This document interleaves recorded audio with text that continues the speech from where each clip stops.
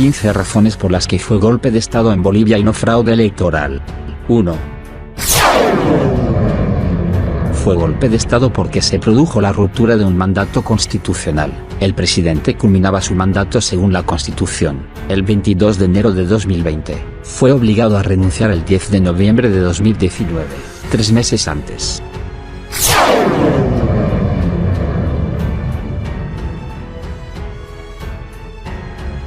2. No fue fraude electoral, fue golpe de Estado. El informe corrupto de la Organización de Estados Americanos, OEA, fue refutado. El informe de la Organización de Estados Americanos, sobre la presunta existencia de fraude en Bolivia, fue refutado por varios informes como, 2 informes elaborados por el Laboratorio de Ciencias y Datos Electorales del Instituto Tecnológico de Massachusetts, 3 informes científicos elaborados por la Universidad de Pensilvania y Tulane. Un informe de análisis científico cuantitativo de la Universidad de Michigan. Más de 100 expertos a nivel mundial firmaron un documento refutando el informe de la OEA. Los expertos fueron provenientes de las universidades de UNAM, México, Cambridge, Estados Unidos, Toronto, Canadá, y la Complutense, entre otros. 3. El presidente renunció y en consecuencia no fue golpe, argumento completamente falso. Señalan que porque fue renuncia no fue golpe, hecho completamente falso. Alegar que no fue golpe porque el presidente renunció es una aberración. La renuncia fue forzada y bajo presión de un daño físico a su integridad y la de su familia. Como ejemplo podemos citar, en el ámbito del derecho contractual, si una de las partes, en la celebración de un contrato, ejerce presión o fuerza sobre otra de las partes, el contrato nace muerto. No tiene ningún valor legal ni jurídico. 4. Fue golpe de Estado porque las Fuerzas Armadas le sugirieron o pidieron que renunciara. La garantía del imperio de la Constitución Política del Estado, en conformidad al artículo 20 de la Ley Orgánica de las Fuerzas Armadas, sugerimos al presidente del Estado que renuncie a su mandato presidencial. El artículo 246 de la Constitución Política del Estado les prohíbe a las Fuerzas Armadas deliberar o emitir su criterio, como fue siempre en los años de la vida democrática de Bolivia. El comandante de las Fuerzas Armadas de ese entonces, Calimán, dijo en su conferencia de prensa, en sujeción a la Constitución, pero no mencionó qué artículo de la Constitución, y la Ley Orgánica de las Fuerzas Armadas no está por encima de la Constitución. Se presupone en teoría del Estado que las Fuerzas Armadas ejercen el control y tienen bajo su poder las armas. Y un presidente es una persona civil, que carece de armamento bélico. Por lo que el hecho de sugerir la renuncia, se entiende como un acto de presión, frente a una persona o presidente que se encuentra en total estado de indefensión. En el golpe de Estado realizado por Pinochet, en el país de Chile, también las Fuerzas Armadas usaron la palabra sugerimos. Partimos desde la perspectiva de José Miguel Vivanco. ¿Existió o no un golpe de Estado en Bolivia desde tu perspectiva? Mira, yo creo que el hecho de que el jefe de las fuerzas militares le sugiera al presidente constitucional boliviano Evo Morales que era hora de renunciar y el presidente acoge esa sugerencia, en mi opinión, es técnicamente un golpe de Estado. 5. Fue golpe porque el comandante de la policía boliviana le pidió que renunciara. El artículo 252 de la Constitución Política prohíbe a la policía boliviana deliberar o ejercer acción política partidaria. La policía al tenor de este artículo no podía pedir la renuncia del presidente. 6.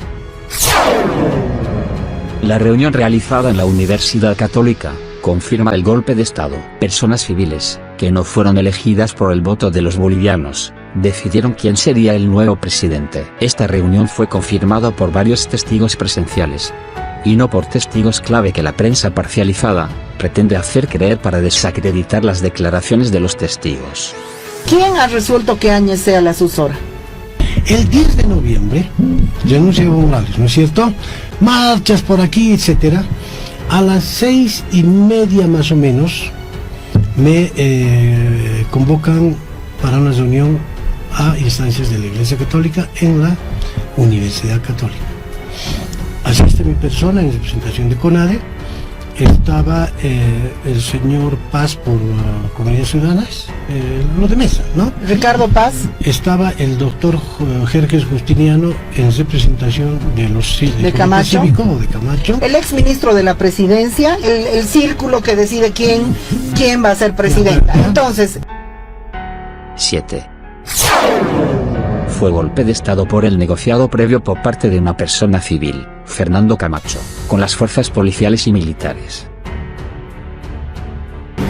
Fue mi padre que cerró con los militares,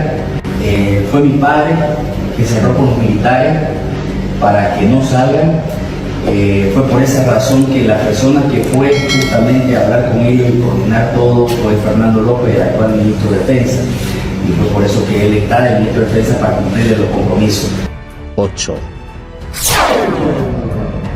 Fue golpe de Estado porque se impidió que senadores y parlamentarios pudieran ingresar en el Congreso boliviano, en el día de la proclamación de Áñez, proclamándose presidenta en un hemiciclo semivacío. Los senadores y diputados representan a todos los bolivianos, por tanto, los bolivianos no eligieron a Áñez en sucesión constitucional. Buenas tardes, colegas, senadoras, senadores. Para dar inicio a la 198 sesión ordinaria de la Cámara de Senadores de la legislatura 2019-2020, pido al senador secretario verificar el quórum. Muy buenos días. Por su intermedio, Presidenta, saludar a todos los colegas, a todas las autoridades. 9. La senadora Yanina Áñez nunca fue electa presidenta del Senado, y se autoproclamó en una sesión ilegal y violó el artículo 169 de la Constitución Política del Estado que establece que la sucesión constitucional llega hasta la presidencia del Senado o de Diputados. 10. El alto mando de las Fuerzas Armadas violó el artículo 244 de la Constitución Política que establece, asegurar el imperio de la Constitución, garantizar la estabilidad del gobierno legalmente constituido, al apoyar e interrumpir el orden constitucional y sostener el golpe de Estado. 11.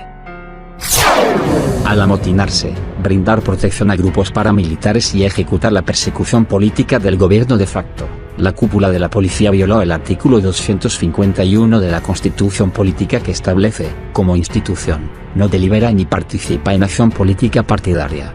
Camacho corrió con todos los gastos de su delegación: alojamiento, almuerzo, cena y desayuno. En los 6 días que duró su estadía, nunca compartió ni siquiera el desayuno. En el comedor se distinguían 3 mesas: la ocupada por Pumari y sus muchachos de rojo, la de los policías paceños, la de los policías paceños y la de los cruceños. Camacho se instaló en una oficina en el 2.º piso, frente a una mesa grande, posiblemente de comedor, pero usada como escritorio presidencial. Desde allí empezó a ejercer el poder. 12. El comunicado del Tribunal Constitucional negociado por Luis Vázquez, abogado de Tuto Quiroga, en Sucre no era vinculante ni de cumplimiento obligatorio. El artículo 10 del Código Procesal Constitucional del Tribunal Constitucional Plurinacional establece que si garante de la supremacía constitucional emite sentencias, declaraciones y autos constitucionales. El magistrado del Tribunal Constitucional Plurinacional, TCP, Petronilo Flores, aclaró ante la Comisión de Justicia Plural, Ministerio Público y Defensa de la Cámara de Diputados que ese comunicado no tiene valor legal y no es vinculante. 13. Ese comunicado del Tribunal Constitucional hace referencia a una consulta que hizo Tuto Quiroga con relación a la sucesión que contemplaba la Constitución Política Neoliberal de 1967 que fue abrogada por la Constitución del Estado Plurinacional de 2009. 14. Un militar en uniforme de combate le impuso la banda presidencial a Yanina Áñez.